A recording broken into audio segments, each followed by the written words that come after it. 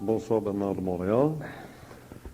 Ce soir, la soirée s'intitule Le destin de l'humanité. On ne dit pas le destin de l'homme parce que sur l'humanité, ça représente pas simplement l'homme et la femme, mais tout ce qui peut s'appeler passager de ce véhicule spatial qu'on appelle la planète Terre. Le destin, ça représente son passé, son présent et son futur. Ça représente son visible et son invisible. Et j'ai souvent entendu des gens qui ont écouté à l'occasion Bernard dire ce type-là ne répond pas à un besoin actuel. Il nous transmet beaucoup de connaissances ésotériques, philosophiques, mentales et même supramentales qui servent à rien. Alors si on aborde ce soir le destin de l'homme, il va falloir qu'en plus que ça aborde le destin de l'homme, que ça aborde le destin de l'homme sous un côté qui serve vraiment à autre chose qu'à meubler notre appartement intelligence. Mais ça sert aussi à meubler tout le reste de la maison et même le décor extérieur de la maison. Sinon, on va dire, comme nous dit Bernard, on va arrêter de penser. On va se dire, notre âme qui nous oblige à nous réincarner, on devrait même jeter ça à terre, que Dieu, dans l'absolu des absolus, c'est tellement absolu que ça ne donne rien de s'intéresser à Dieu et de parler de Dieu, que toutes les formes qui nous sécurisent ne sont là que pour nous sécuriser. Voilà à peu près là, le point où on en est en ce mois de février 1982.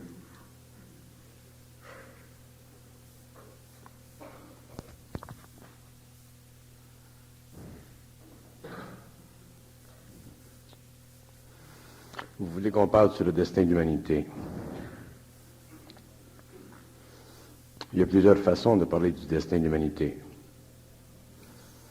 On peut parler du destin de l'humanité d'une façon philosophique. On peut parler du destin de l'humanité d'une façon hypothétique.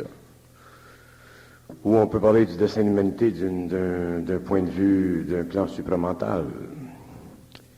Et le plan supramental n'est pas un plan d'intelligence qui convient nécessairement à la raison de l'homme. Le plan supramental est un plan détaché de l'homme, qui est lié à l'homme, mais qui est détaché de lui, qui a ses propres lois. Et lorsque l'homme s'intéresse à son destin ou au destin de la race humaine, il doit faire ménage dans cette fameuse maison dont vous parlez. Il doit mettre de côté tous les aspects, tous les mécanismes de sécurité qui ont composé sa philosophie antique pour remeubler sa maison avec du matériel qui lui est fourni par le supramental, mais qui n'est pas entaché par la conscience rationnelle et philosophique et psychologique de l'homme moderne.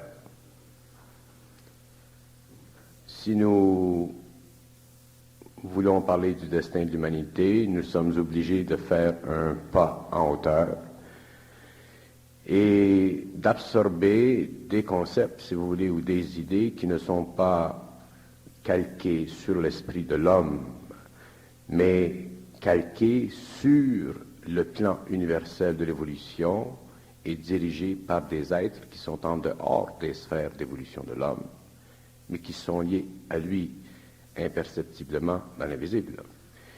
Et si l'humanité est prête, ou lorsque l'humanité sera prête à accepter des conditions de vie futures ou des conditions permettant à son esprit de s'ouvrir à un plus grand esprit, à ce moment-là, l'homme pourra commencer à voir et à entrevoir le destin de l'humanité. On ne peut pas donner à l'homme de l'information supramentale dans le but de plaire à son ego. On donne à l'homme de l'information supramentale parce que cette information est canalisée. Et lorsque l'information supramentale est canalisée, ce n'est plus l'ego qui peut en conditionner la valeur, la qualité ou l'intention psychologique ou philosophique. Ce qui retarde l'homme, lorsque nous disons que l'homme de demain ne pourra plus penser, il n'aura plus à penser parce qu'il sera d'une façon permanente en communication télépathique avec l'invisible, ça dit tout. Et si l'homme est en communication télépathique avec l'invisible, il n'a plus besoin de penser pour connaître les aspects de sa destinée personnelle ou les aspects de la destinée de l'humanité. C'est bon pour le futur, qu'on pourra vérifier si on se réincarne dans 200 ans, mais pour le moment présent, l'homme a besoin de penser. Ce n'est pas que l'homme a besoin de penser, c'est que l'homme pense. Il y a une différence. Oui, mais si l'homme ne pense pas, justement, il va se retrouver la Si face l'homme- sur le mur. Non. Si l'homme pense, ça fait partie de sa condition. Et lorsque l'homme ne pensera plus, à ce moment-là, il sera dans la conscience supramentale. C'est une condition de fait de la 5e race de l'homme qu'il pense. C'est une condition de fait de la 6e race de l'homme qu'il ne pensera pas. Comme c'est une condition de fait de la 7e race humaine que l'homme sera totalement indépendant de son corps matériel. Et plus l'évolution de l'humanité se fait, plus l'homme va vers sa destinée future, qui est connue du plan supramental, mais inconnue de l'homme parce qu'elle n'est pas encore expérimentée. L'homme est obligé de se nourrir et de voir les choses d'une façon autre, et lorsqu'il voit les choses d'une façon autre, il est automatiquement forcé de démeubler sa maison ancienne. Que pensez-vous de l'idée suivante? C'est que des fois, j'entends Bernard dire « ils me disent » ou « ils me coupent ». Alors moi, plutôt que de dire « c'est d'autres qui me contrôlent », je me contrôle, j'aime autant moi continuer à penser que de me dire ou de dire aux gens « pensez pas, laissez-les penser pour vous autres ». Il y a une situation très intéressante dans l'esprit de l'homme. Nous savons, de par l'expérience de l'humanité, de par l'expérience philosophique ou spirituelle de l'humanité, surtout de ces courants de pensée qui viennent de l'Inde, de l'Orient, nous sommes très, très fiers souvent de philosophiquement établir que l'univers est un tout. Nous nous sentons très intelligents lorsque nous osons dire ce qui est en haut est en bas.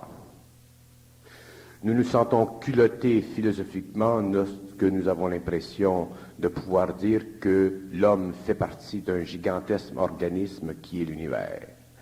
Mais aussitôt que nous sommes impliqués dans cette expérience, nous perdons la carte et nous sommes abasourdis et nous sommes totalement en émoi devant le fait cosmique de l'homme, qui est un fait représentant la totalité de son union avec des plans invisibles qu'il doit vivre, connaître et expérimenter lorsqu'il entre dans cette expérience éventuelle.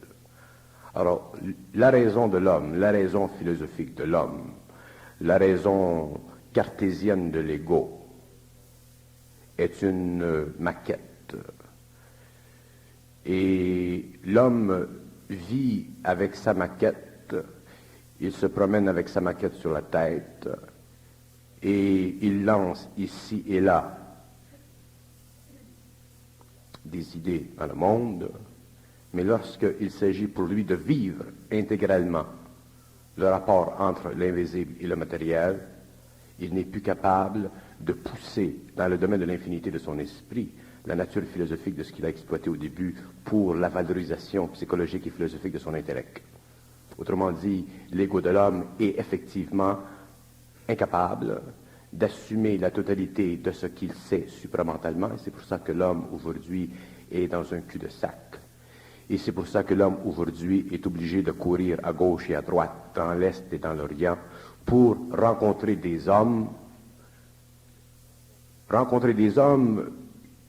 qui pour lui représentent quelque chose de particulièrement élevé, mais qui en fait ne sont que des prototypes dont lui est une image parfaite.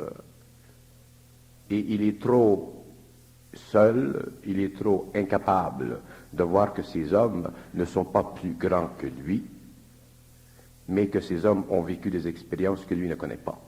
Autrement dit, tous les hommes ont la capacité de reconnaître l'élément de continuité entre leur conscience personnelle subjective et cette conscience universelle, mais pas tous les hommes ont la capacité de la vivre d'une façon intégrale. Alors, lorsque je dis, on me dit que, je rapporte simplement à l'homme que lorsque l'homme fonctionne d'une façon supramentale, il est évident qu'il lui est naturel de faire ou d'expérimenter une forme de communication télépathique avec des plans qui lui sont visibles ou invisibles selon son niveau d'évolution.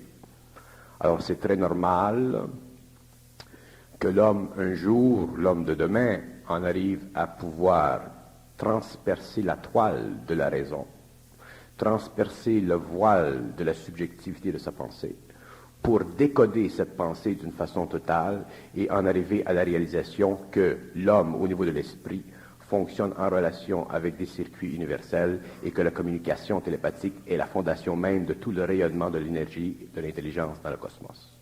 Ici, à cause de la crainte de l'homme et de l'émoi de l'homme et de l'inquiétude de l'homme, qui est en fait l'inquiétude de l'ego, il se refuse de réaliser, ou il est incapable de réaliser, que, effectivement, dans l'esprit de l'homme, il y a tout un univers dont les paliers sont différenciés, et un univers dans lequel il y a des intelligences qui peuvent entrer en communication avec lui. C'est son problème évolutif, ce n'est pas le problème évolutif de celui qui en fait l'expérience. Les mois de l'homme dont vous parlez me paraît être salutaire, un peu comme la personne qui, à l'hôpital Notre-Dame, est prise d'un cancer et apprend qu'elle a le cancer qui va l'achever. Il y a un émoi, dans un premier temps. L'humanité qui sait qu'aujourd'hui, les bombes atomiques, la destruction totale de l'humanité est une chose possible d'ici quelques minutes, a un émoi. Mais on commence à vivre avec depuis une dizaine d'années cet émoi-là.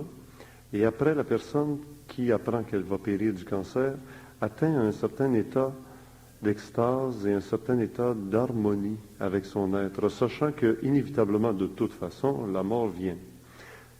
Alors l'humanité va passer bientôt, ou pourquoi ne pas le dire, à un état d'harmonie où on ne courra plus le gourou. On va être en harmonie avec le destin de l'humanité, qu'elle soit par la mort imposée par une guerre nucléaire ou qu'elle soit par une transmutation dans l'être. Et à ce niveau-là, je dis toujours, Bernard nous parle de l'homme futur, de l'homme de demain, de l'homme de la 6e race, sans jamais nous dire, pour l'homme d'aujourd'hui, ce qui est son bien et ce qu'il lui faut. Je parle de l'homme futur, je parle de l'homme de la 6e race. Je parle de l'homme de la 6e race parce que l'homme a besoin de connaître où mènent des données qui transcendent le rationnel. Mais il est évident que dans mon activité journalière, dans mon activité de tous les mois, je m'occupe non pas de la 6e race ou de donner des données qui plongent l'homme dans un futur quelconque, mais je m'occupe de donner à l'homme des données qui sont orientées à son développement personnel présent. Et les gens qui me connaissent bien, je ne parle pas du public, je parle des gens qui me connaissent bien, les gens que je côtoie dans des séminaires savent très bien que ce n'est pas de demain que je parle, mais d'aujourd'hui.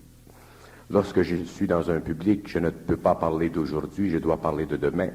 Parce que pour parler d'aujourd'hui, il faut créer un effondrement de la psychologie de l'homme pour créer une nouvelle psychologie supramentale. Et ça, c'est un travail particulier.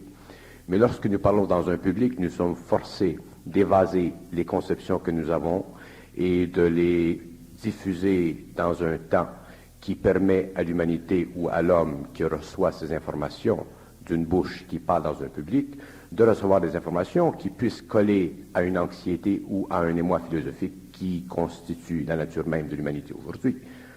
Alors si l'homme qui parle d'une façon supramentale doit parler de demain, il le fait pour des raisons, et s'il doit parler d'aujourd'hui ou ce qui doit faire aujourd'hui, il doit le faire aussi pour des raisons. Mais ce n'est pas nécessairement dans un même temps qu'il le fait. Alors, est-ce qu'on pourrait faire un nouveau pas avec Bernard de Montréal à partir de ce soir, ou au moins une partie de la soirée serait consacrée à l'homme d'aujourd'hui, de maintenant? Non.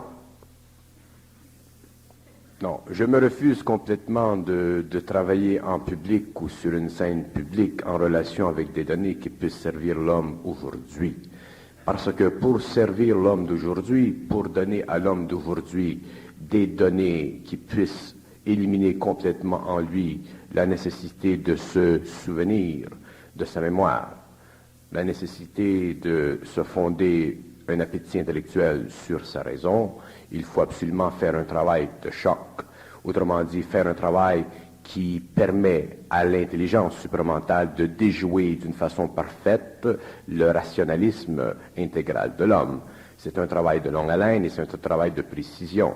Sur un plan public, sur un plan oral tel que celui que nous connaissons, il s'agit de brosser un tableau suffisamment restreint et non trop vaste de l'humanité et faire un peu de temps à autre des accolades avec l'esprit de l'homme aujourd'hui, mais toujours en lui faisant réaliser que la domination de l'esprit de la conscience supramentale sur l'ego ne peut pas être vécue selon un rythme philosophique, mais ne peut être vécue que dans le cadre d'une conscientisation qui met à défi toute la nature astrale passée de l'homme et élève lentement la vibration de son corps mental pour la constitution éventuelle d'un corps supérieur, qui est le plan sur lequel cette intelligence pourra éventuellement entrer en communication télépathique. Si je faisais de la philosophie, si j'étais mystique, si je faisais de l'ésotérisme en public, ce serait une autre chose. Mais à ce moment-là, ça deviendrait du bourrage de crâne. Et je n'ai pas d'intérêt à bourrer le crâne parce que je ne suis pas intéressé à la connaissance. Si je parle et ce que je dis devient pour l'homme de la connaissance, c'est parce que déjà l'homme a la mémoire de la valeur des mots. Mais lorsque l'homme canalise l'énergie de l'intelligence, il n'est pas intéressé à la connaissance parce que la connaissance est une création de l'intelligence, de la même façon que l'intelligence est une création de l'énergie. Ça fait partie des mécanismes intellectuels de l'ego, de nécessité de rechercher de la connaissance. Mais lorsque l'homme est dans la conscience supramentale, il n'a pas besoin de connaissance parce qu'il n'est pas rattaché d'aucune façon à la forme qui constitue pour lui la valeur philosophique ou psychologique de la connaissance. C'est une des grandes illusions de l'humanité. Est-ce que la conscience serait la porte qui l'ouvre vers le monde du savoir? Très juste. La conscience, c'est la grande porte, c'est la grande sphère à l'intérieur de laquelle se cachent toutes les formes de connaissance. Et lorsque l'homme est dans la conscience, qu'il est dans cette intelligence supramentale, il peut facilement, avec son esprit, diriger son regard dans une direction à une autre et voir les différents aspects de cette connaissance. C'est pour ça que, du point de vue de la conscience supramentale, la vérité et le mensonge n'existent pas.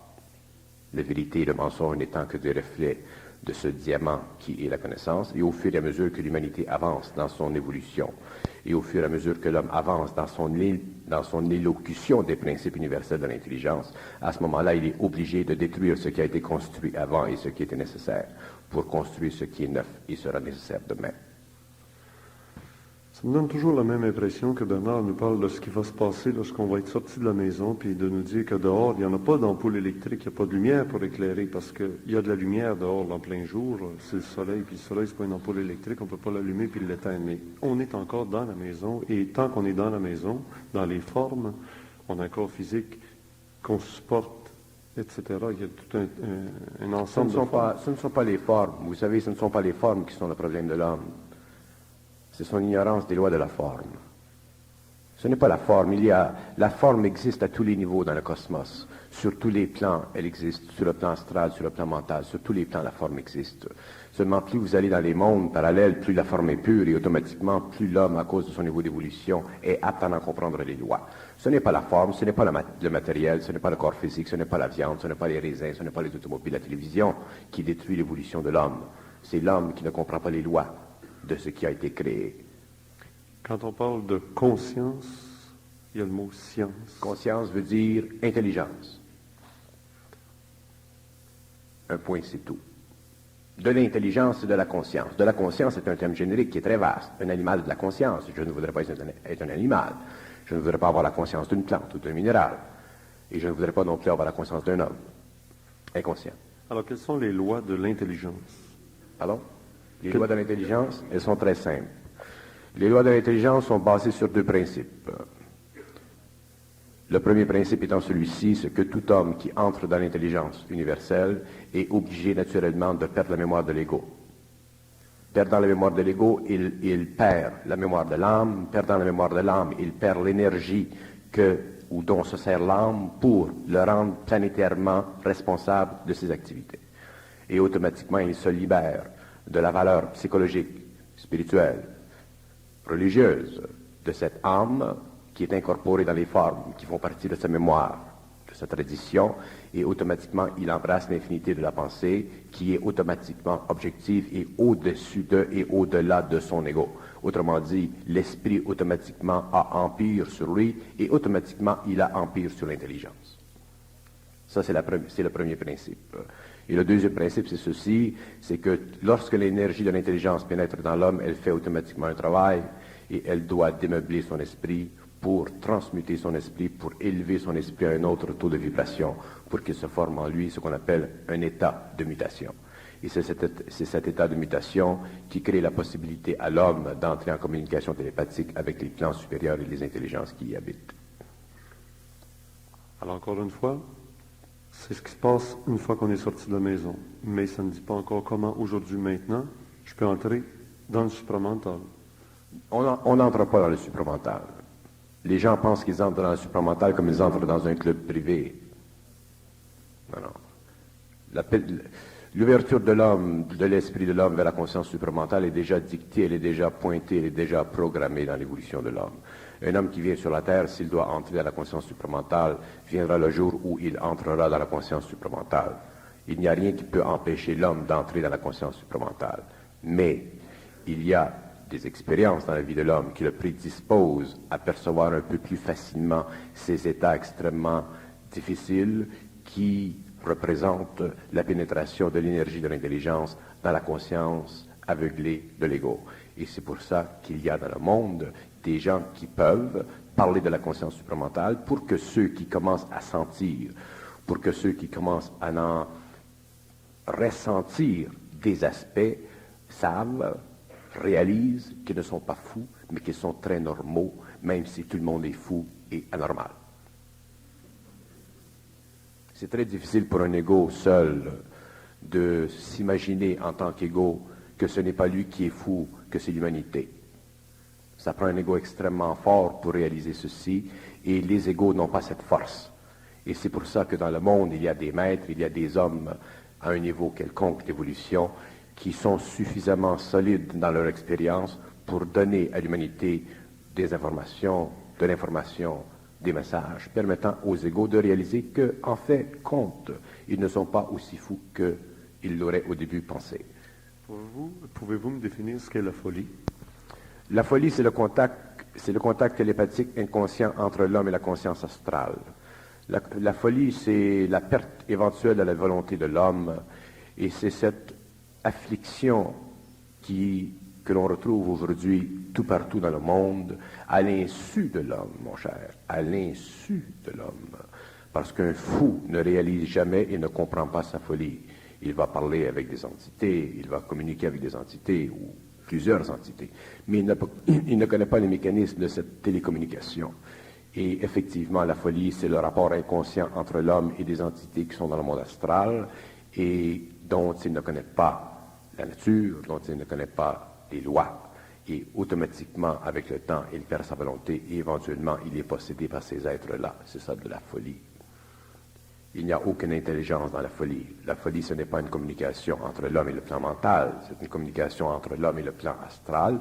Et si vous regardez ce qui se passe dans le monde aujourd'hui, vous verrez que de plus en plus les forces astrales, autrement dit les forces de l'inconscience planétaire, deviennent de plus en plus puissantes. Et c'est pourquoi il y a de plus en plus de gens qui deviennent de plus en plus affectés par des conditions dont ils ne connaissent pas les raisons et les aspects les plus profonds. Vous avez laissé entendre tantôt que conscience et intelligence étaient synonymes. C'est synonyme, mais ce n'est pas la même chose. Pardon.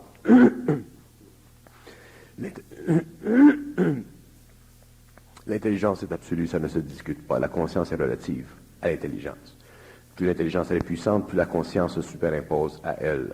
C'est toujours l'intelligence qui domine la conscience et non la conscience qui domine l'intelligence. Alors l'intelligence, c'est l'énergie dans le cosmos qui, se manifestant sur un plan, crée ce qu'on appelle, si c'est sur le plan mental inférieur, de l'intellect. C'est cette énergie qui, si elle se situe sur le plan de l'émotif, crée la conscience, l'émotion. Si elle se situe sur un plan inférieur, le vital, elle crée les forces de vie, et ainsi de suite. Alors, cette énergie, elle est intelligente, elle est volonté et elle est amour. Elle est un et elle est trois. Et là où elle se situe dans les centres de l'homme, elle se manifeste. Et si elle se manifeste sur le plan inférieur de l'homme, dans le mental, nous avons ce qu'on appelle l'intelligence, le rationalisme, l'intellect, la pensée subjective de l'homme. Si elle se manifeste sur un plan supérieur, nous avons la conscience supramentale. Il y a des niveaux de conscience différents et on les développe dans certaines écoles ésotériques par des techniques de méditation, par des techniques néo-scientifiques ou très anciennes comme l'acupuncture et par des techniques de nutrition quelconque, là, le macrobiotique, etc. Mais ce sont toutes des méthodes pour approcher à un autre niveau de conscience. Alors, il y a des gens comme vous disiez tantôt, qui parlent à travers le monde, le verbe, qui s'exprime pour préparer les gens à entrer en relation avec le supramental, mais est-ce que vous êtes d'accord qu'il y a aussi ces techniques qu'on enseigne dans différentes écoles ésotériques? Les techniques qui sont employées, qui sont enseignées dans le monde, pardon, c'est pas un chat dans la gorge, c'est un chameau.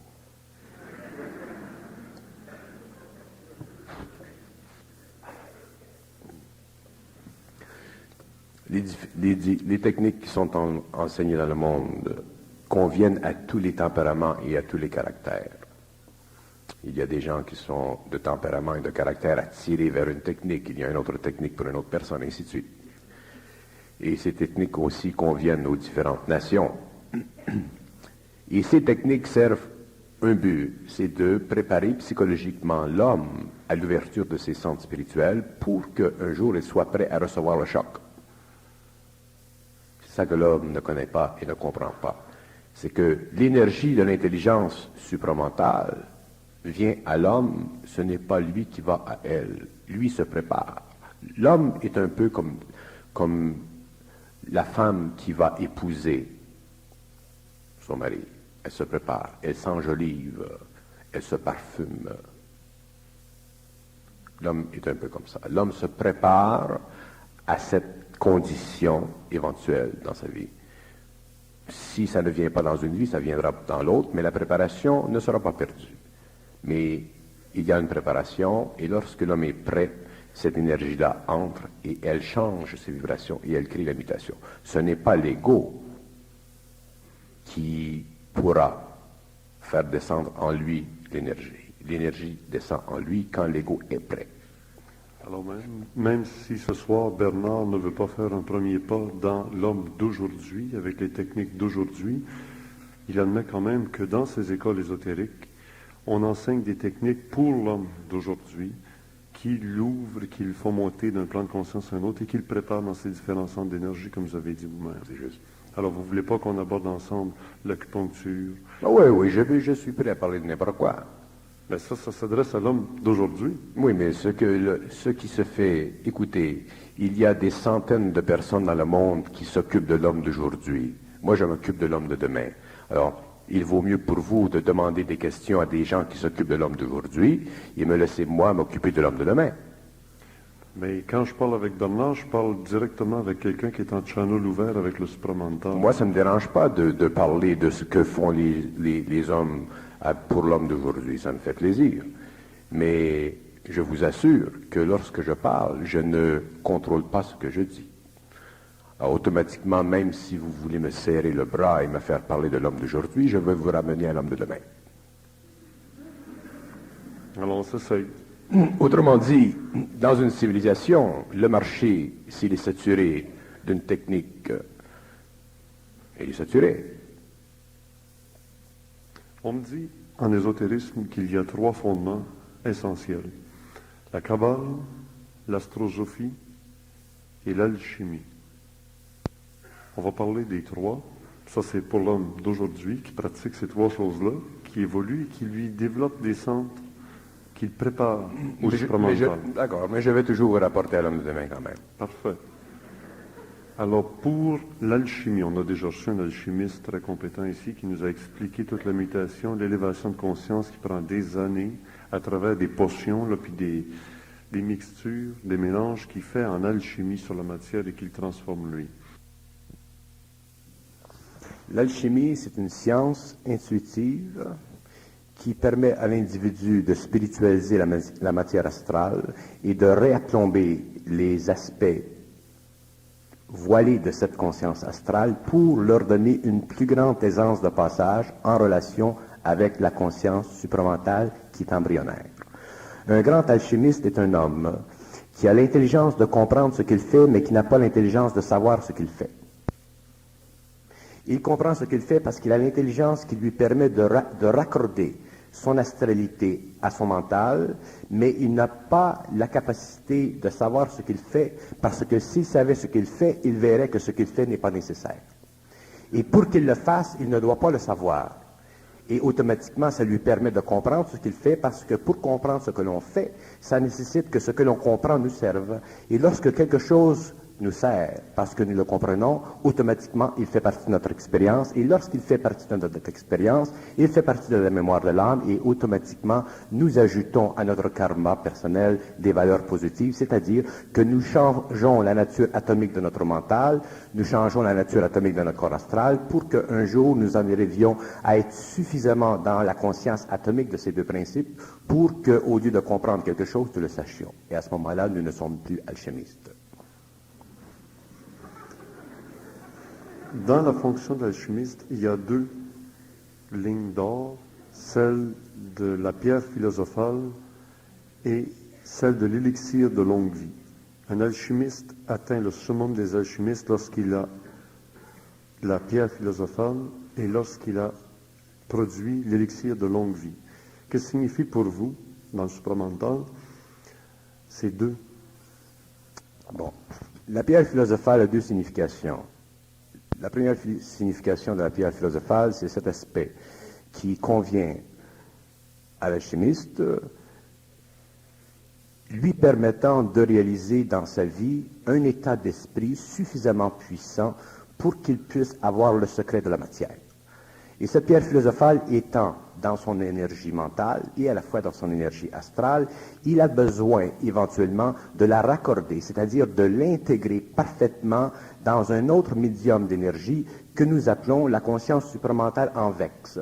Et la conscience supramentale en vex est cette conscience qui permet aux philosophes, parce qu'un alchimiste c'est un philosophe de la matière, qui permet aux philosophes de la matière de détruire ce qu'il a dans le passé conçu au niveau astral pour reconstituer dans le présent un aspect parfait de la domination de la forme sur l'esprit de son intelligence pour qu'il puisse bénéficier de l'élixir de vie qui est la continuité de la conscience vers les plans parallèles les plus somptueux, c'est-à-dire ces plans parallèles qui conviennent à l'esprit de son intelligence mais qui ne sont pas suffisamment près de sa conscience parfaite pour qu'il puisse lui soulever complètement le taux de vibration de sa conscience qui est directement liée à la pierre philosophale et pour qu'il puisse faire exploser l'antichambre de sa demeure mentale qui est le caractère naturel de sa mémoire.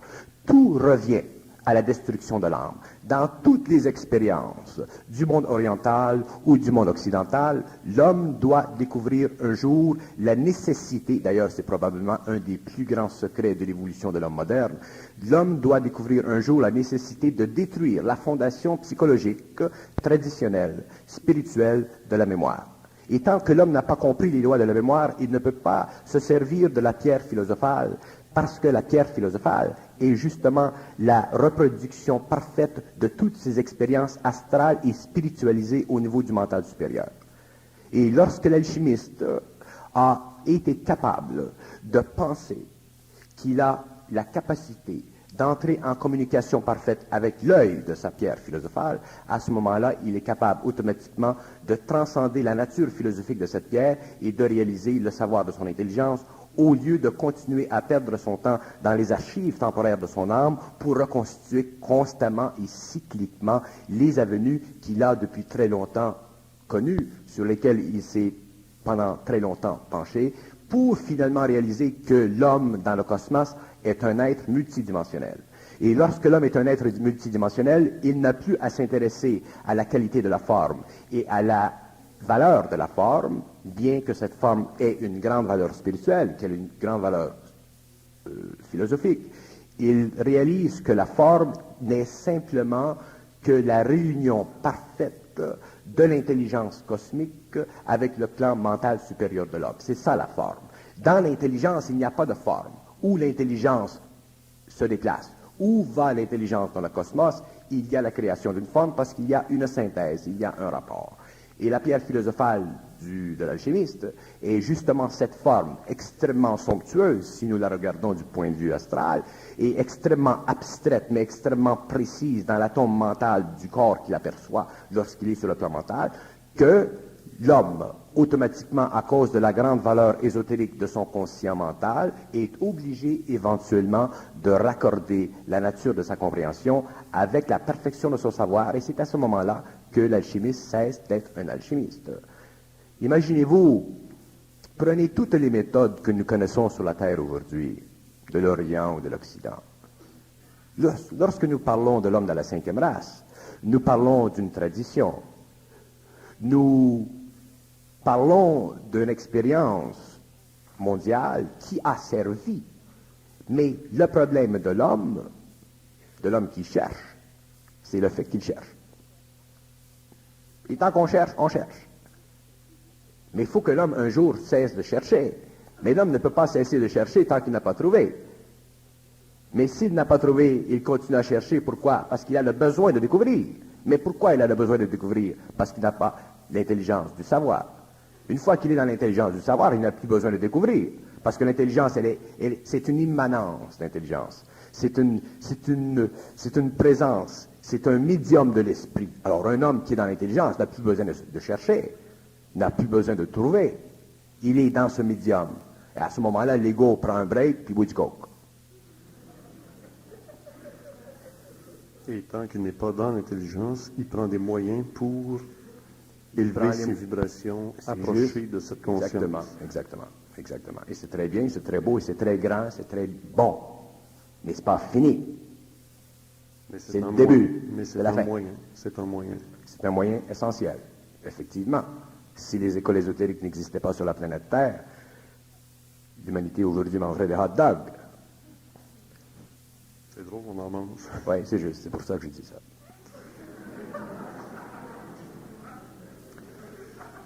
L'alchimiste, dans sa pierre philosophale, transmute la matière en or, plus précisément. Pourquoi l'or est-il un symbole si important dans toutes les écoles, dans toutes les démarches? L'or est un symbole important parce que dans notre système soleil, l'or symboliquement représente le soleil.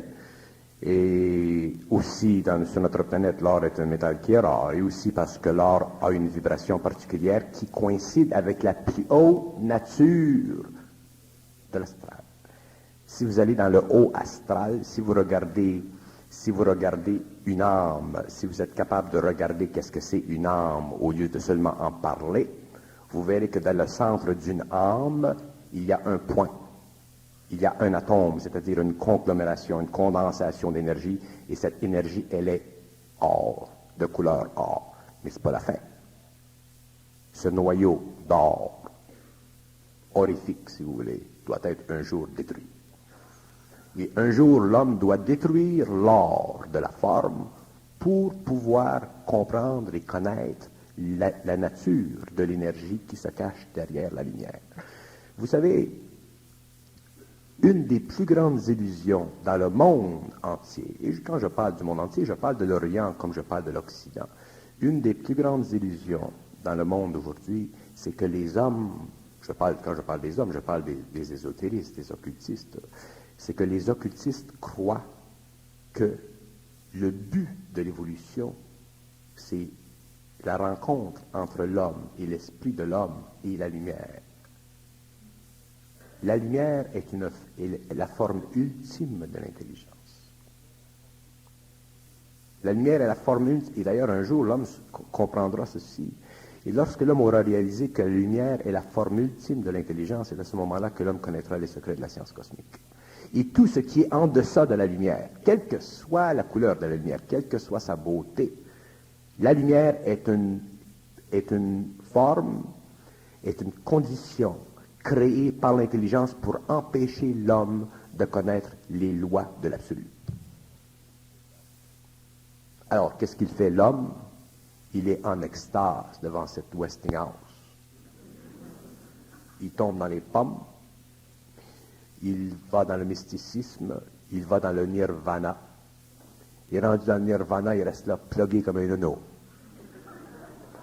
Au lieu d'aller au-delà de la lumière et de comprendre les lois de l'énergie et ensuite entrer dans le secret de l'intelligence.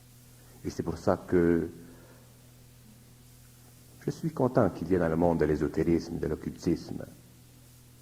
Mais je dis que lorsque l'homme entrera à la fin du cycle, que lorsque l'homme entrera en contact avec des intelligences qui ont dépassé le stage du nirvana, qui ont dépassé le stage de la mystification, qui ont dépassé le stage d'être des créatures du bon Dieu, à ce moment-là, l'homme commencera à savoir qu'est-ce que c'est l'énergie, la science et la matière.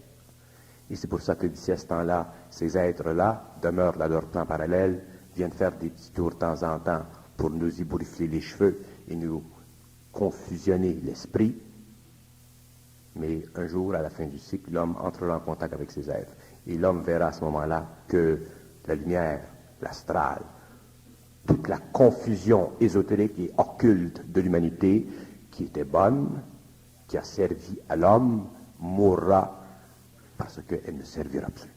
Et lorsque l'homme mourra, autant dans son ego que dans sa science ésotérique et occulte, il entrera dans une vie autre, nouvelle, qui est totalement au-delà des conceptions traditionnelles de l'humanité. Il entrera dans une science qui ne peut pas être dévoilée à l'intellect parce qu'elle n'appartient pas à l'ego, elle appartient à l'intelligence. J'ai déjà dit en public que l'ego est luciférique. Et quand je disais que l'ego est luciférique, je disais que l'ego, la condition de l'ego, est naturellement une condition luciférique, et c'est bon que ce soit ainsi, parce que si l'ego n'était pas luciférique, il ne serait jamais développé sur la Terre un homme. Mais lorsque l'homme maintenant entre dans l'évolution au lieu de l'involution, l'aspect luciférique de l'ego doit se transmuter en lui, doit être neutralisé pour que l'ego devienne, après le cycle, simplement de la lumière.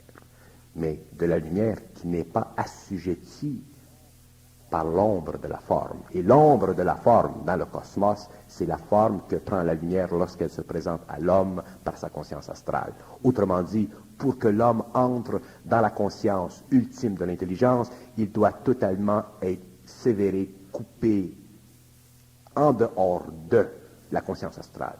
Et tout l'ésotérisme mondial, venant des Indes, venant de l'Occident, tout l'ésotérisme mondial est lié directement ou indirectement à un niveau quelconque de la conscience astrale. Les maîtres en évolution peuvent être retrouvés dans la conscience astrale. Et la conscience astrale, c'est le dernier échelon de l'évolution de l'homme, c'est la dernière emprise sur la conscience de l'homme, et à la fin du cycle, lorsque, pour employer des termes que vous et l'homme emploient, il y aura sur la Terre une régénération, il y aura sur la Terre une nouvelle conscience planétaire, l'astral sera totalement neutralisé et les hommes ne seront plus affectés par le mal planétaire, bien que le mal cosmique continuera son activité.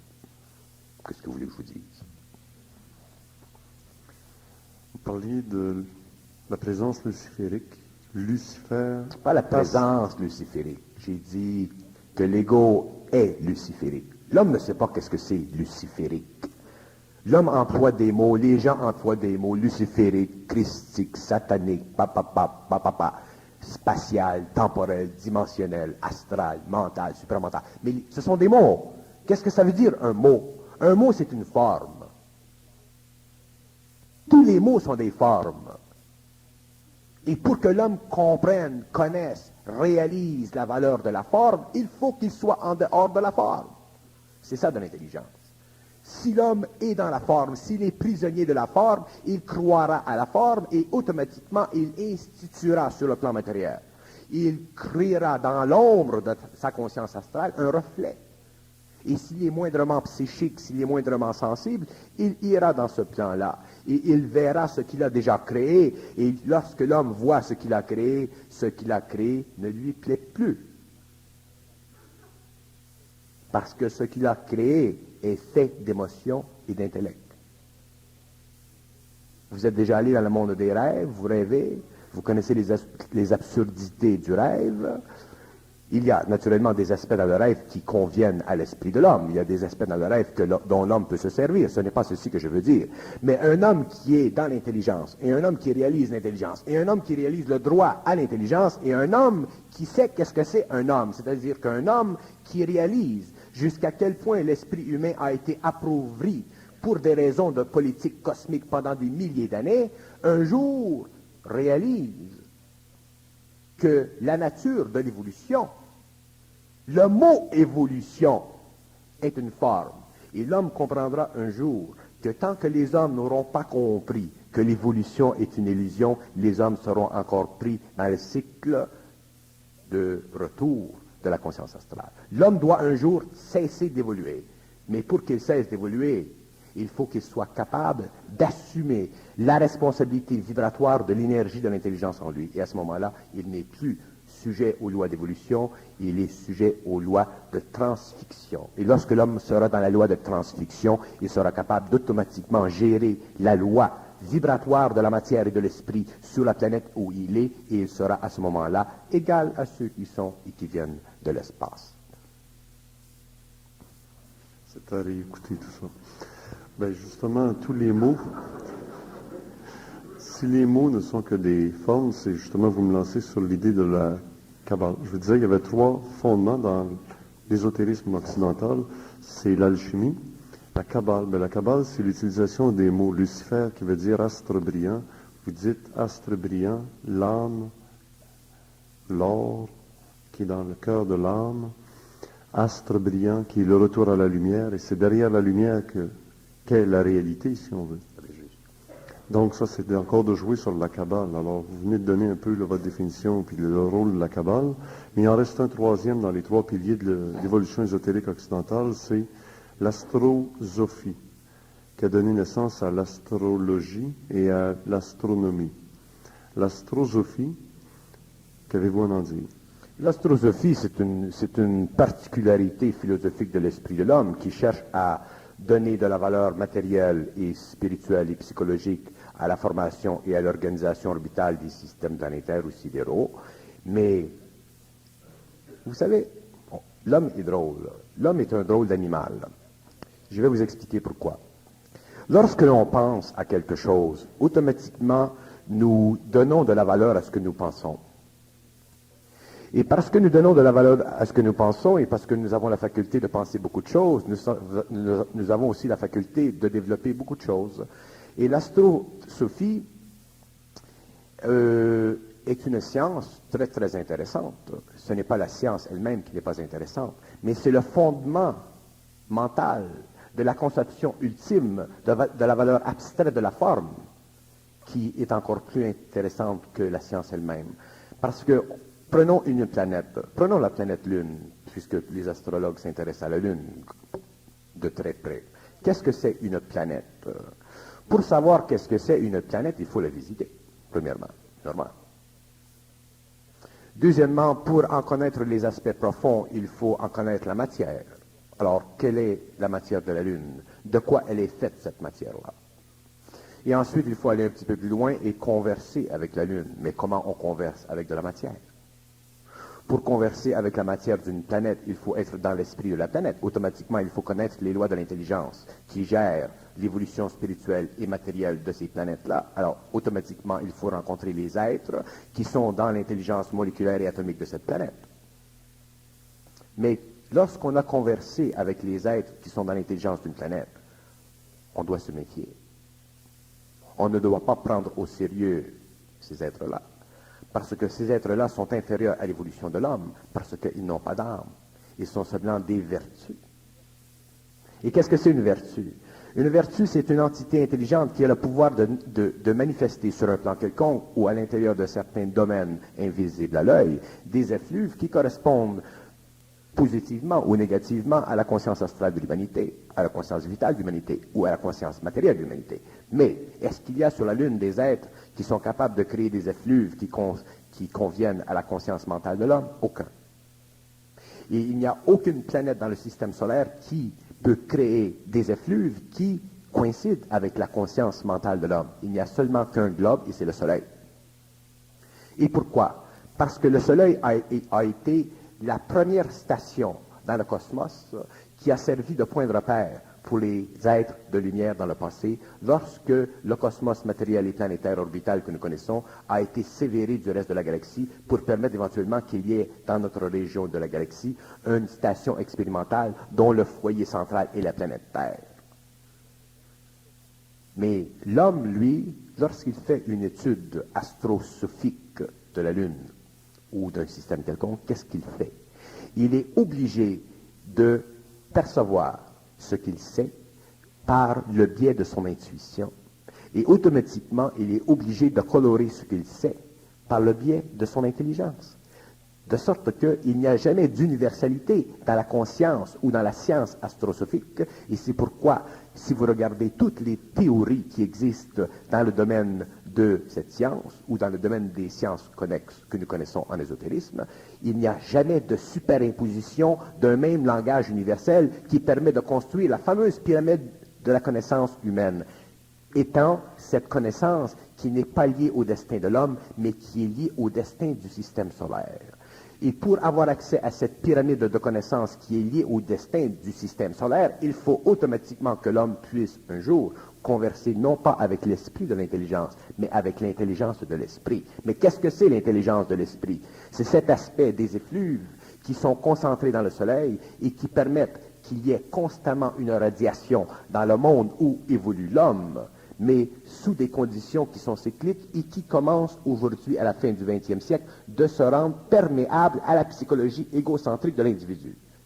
Et à ce moment-là, l'homme peut commencer à comprendre et à réaliser qu'est-ce que c'est de l'intelligence, n'étant pas de la connaissance, mais étant simplement des effluves énergétiques qui conviennent à son esprit pour le rendement particulier dont veut ou que veut l'intelligence universelle pour programmer éventuellement l'évolution de l'homme sur la planète Terre. Alors, l'astrosophie est une science qui cherche à catégoriser la valeur des planètes, mais est incapable, à cause de la soif qu'elle a, de saisir la valeur psychologique et karmique des planètes, sans réaliser que chaque planète est l'ombre d'un esprit qui appartient toujours à la face noire du Soleil.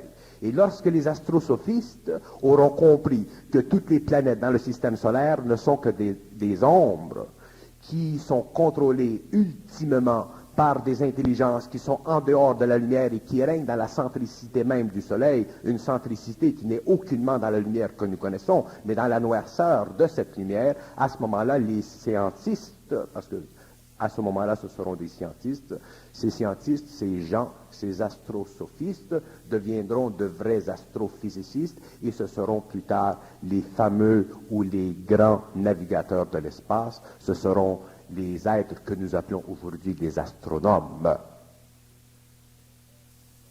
Autrement dit, j'essaie de faire comprendre, j'essaie d'imprimer sur l'esprit de l'homme que dès que l'homme se sert d'une forme pour créer une science, la forme de la science est toujours une déformation de la science de la forme. Et qu'est-ce qui peut permettre à l'homme de comprendre la déformation de la science de la forme? C'est l'énergie de l'intelligence. Parce que l'énergie de l'intelligence est toujours en dehors de la forme. Sans ça, il n'y aurait pas possibilité d'évolution. Et s'il n'y a pas possibilité d'évolution, c'est la mort. Mais il doit y avoir évolution.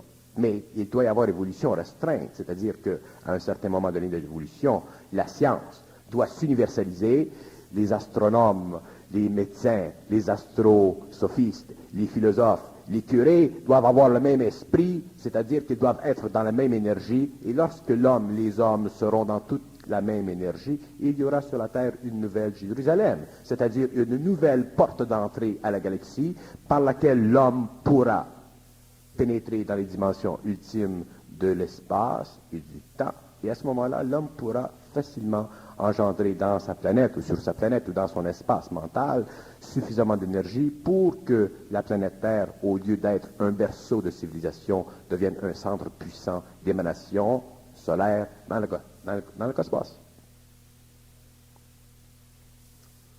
Conscience veut dire lier des sciences les unes aux autres et que le curé, le philosophe, etc. Conscience, sont tous unis ensemble. conscience, c'est ça. Conscience, conscience. Et là, il y a une chose Mais en non, passant. con dans le sens latin, avec. Il y a une chose dans tout ça. Oui, ça c'est de la cabale. Mais vous avez dit tantôt qu'un jour, on ne subira plus le mal planétaire, le karma planétaire, mais il restera toujours le mal cosmique. Effectivement, le mal cosmique doit Parlez-nous. demeurer, mais le mal cosmique, ce n'est pas le mal que nous connaissons. Le seul mal qui est dangereux pour l'homme, c'est le mal planétaire. Pourquoi? Parce que c'est l'homme qui le crée. Tandis que le mal cosmique a été créé par une hiérarchie extrêmement puissante. Et ce mal cosmique est essentiel parce qu'il coïncide avec une polarité d'énergie qui est totalement en dehors de la lumière. S'il n'y avait pas cette polarité d'énergie, il n'y aurait pas de monde matériel. Alors le mal cosmique est essentiel pour la survivance des systèmes sidéro-physiques, matériels. Mais ce qui doit disparaître, c'est le mal planétaire. Et quand est-ce qu'il va disparaître, le mal planétaire? Lorsque l'homme sera conscient. Mais parlez-nous du mal cosmique, parce qu'on subit à la fois le mal planétaire et le mal cosmique. Non, nous ne subissons pas à la fois le mal planétaire et le mal cosmique. Nous subissons le mal planétaire et nous sommes victimes de l'intelligence du mal cosmique parce que nous ne comprenons pas les lois du mal planétaire. Si l'homme comprenait les lois du mal planétaire, à ce moment-là, il ne serait pas victime de l'intelligence du mal cosmique, il serait très capable, très facile pour lui de déjouer tous les aspects vibratoires de ce mal cosmique et automatiquement il serait un agent libre dans le cosmos. Est-ce que le mal planétaire, c'est ce qu'on appelle le karma? Le mal planétaire est l'accumulation du karma, c'est juste, exactement. Et l'homme aujourd'hui, demain, dans 20 ans, l'homme vivra l'accumulation extraordinaire de ce mal planétaire. C'est pour ça que l'homme sera forcé de vivre des expériences extrêmement pénibles, parce que ça doit se payer ça un jour. Il nous reste très peu de temps. Pour terminer cette première partie, j'aimerais vous demander, à vous entendre, il semblerait donc qu'aucun humain ne peut accéder au supramental avant que le supramental soit descendu sur la terre ou ait envahi. Si vous rencontrez une belle femme, vous pouvez aller vers elle, mais vous ne pouvez pas la forcer à coucher avec vous. C'est la même chose avec la conscience supramentale. Tu te prépares, tu te mets du parfum, tu organises ton portefeuille, mais lorsque tu es prêt, elle vient, mais tu ne peux pas la forcer. Alors ni le Christ, ni Bouddha, ni Mahomet n'ont atteint le monde surélevé du supramental. Ni le Christ. Non, je ne dis pas ça. Je dis que l'ego ne peut pas forcer la conscience supramentale. Ça fait partie de l'évolution, la conscience supramentale. Il y a beaucoup d'hommes sur la Terre aujourd'hui qui sont prêts à cette conscience supramentale.